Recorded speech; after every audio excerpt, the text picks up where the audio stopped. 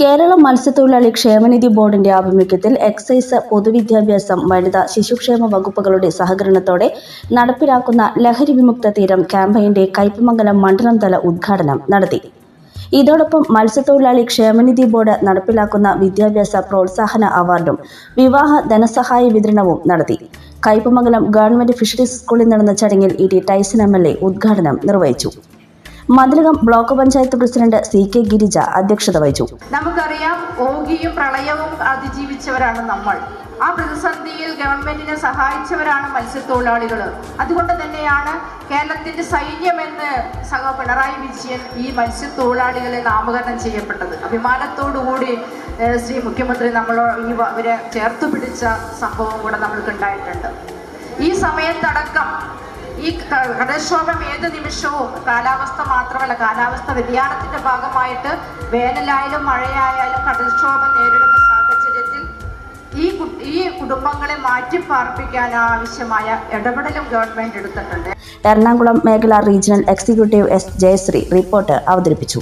ജില്ലാ പഞ്ചായത്ത് അംഗം K. S. Jaya വിവാഹ ധനസഹായ വിതരണം നടത്തി. 21%-ലധികം പേരും ആത്മഹത്യയെക്കുറിച്ച് ചിന്തിക്കുന്നവരാണ് എന്നാണ്. എന്തുകൊണ്ടാണ് ഇത്തരത്തിലൊരു ചിന്തയ്ക്ക് നമ്മുടെ വിദ്യാർത്ഥികൾ അടിമപ്പെടുന്നത് എന്ന് ചോദിക്കുന്നിടത്താണ് ലഹരി എന്ന വളരെ സ്പഷ്ടമായ ഒരു ഉത്തരം കിട്ടുന്നത്.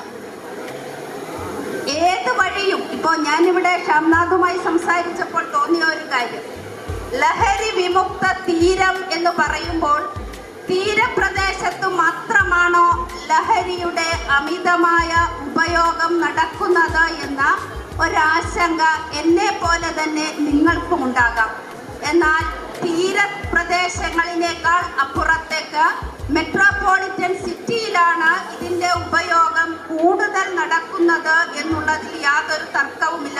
Azhikode fisheries assistant director doctor Seema, fisheries extension officer E B. Sumitha, excise inspector M. Shamnath, school principal E G. Sajimon, K P. Shaji, B S. Sakthidharan, P K. Sasi, N K. Sudhakaran, K G. Divakaran, K P. Prabhitha എന്നിവർ സംസാരിച്ചു. ലഹരിക്കെതിരെ വിദ്യാർത്ഥികൾ അവതരിപ്പിച്ച നാടകവും ഉണ്ടായിരുന്നു.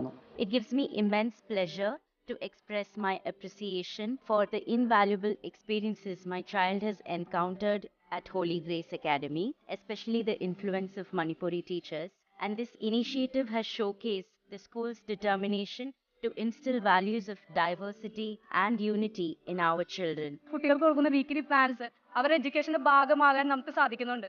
വീക്കെൻഡ് ആയിട്ട് നമുക്ക് തരുന്ന ഈ വീക്കിലി പ്ലാൻസിലൂടെ കുട്ടികളുടെ സ്ട്രെസ് ഒത്തിരി കുറയ്ക്കാനായിട്ട് സാധിക്കും. അവരുടെ അക്കാഡമിക് ഇയറിലേക്ക് കൂടുതലായിട്ട് കോൺസെൻട്രേറ്റ് ചെയ്യാനായിട്ട് സാധിക്കും.